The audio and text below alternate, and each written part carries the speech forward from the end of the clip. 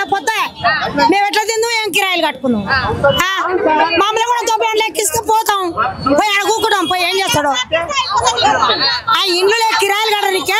ఉన్నానికి ఇల్లు ఇస్తున్నాడు ఉన్నానికి ఆస్తి ఇస్తున్నాడు ఉన్నానికి అన్ని ఇస్తున్నాడు భూమి లేదు బుట్ట లేదు ఇల్లు లేవు మరి మేము ఎట్లా బతుకుతాం కూలి లెక్క 6 నెలల మా దగ్గరకు మేము కూలి పెట్టాం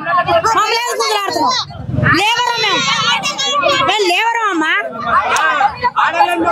మేమేం చేస్తాం అలా మేమేం ధర్నా చేయడానికి రాలే మాకు ఇక్కడ కూలి నిలబడ్డాం మేము మాది అడ్డ మాకున్నాం మేము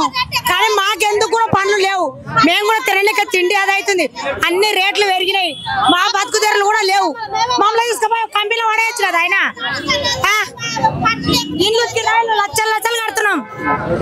మాకు మన ఇంత జాగా గారిపోలేదు డబుల్ బెడ్రూమ్ ఉండడానికి ఉండడే పెడుతున్నాం మాకే గది లేదు చెక్ చేసుకోమని వాడు వచ్చి చెక్ చేసుకోవాలి ఇల్లు ఉన్నోడెంత లేనోడెంత అని చేసుకొని ఇవ్వాలి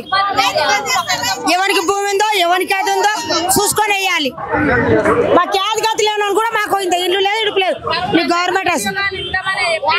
ఇట్లా పిల్లలు యాది లేదు ఇల్లు లేవు అవి లేవు మాకే కూడా రైతు బంధు అని రైతు బంధు లేదు ఏమి లేదు ఎట్లా బతకాలి ఏ కథ ఒకరు ఇల్లు ఉన్న వాళ్ళకే ఒకరికి ఇంట్లో 10 ఇండ్లు వస్తున్నాయి 20 ఇండ్లు వస్తున్నాయి ఇండ్లు కూడా ఒకటి అన్ని కూడా మాకేం లేదు మాకు బతుకు దగ్గర చూస్తే లేని వాళ్ళకి ఇండ్లు ఇస్తే మాకు అంతే చాలు ఇస్తామన్నా లేదు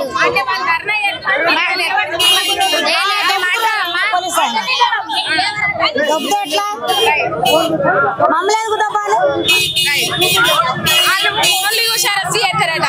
కూలికి బయట లేబర్ ని కూడా తీసుకొని పోతుర్రాగో లేబర్ ని తీసుకొని పోతారు ఇదేం పరిస్థితి ఇదేం దారుణం ఆయన మీ మనిషేనా అమ్మా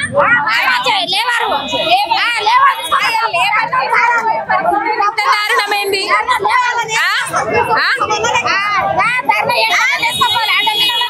తప్పదు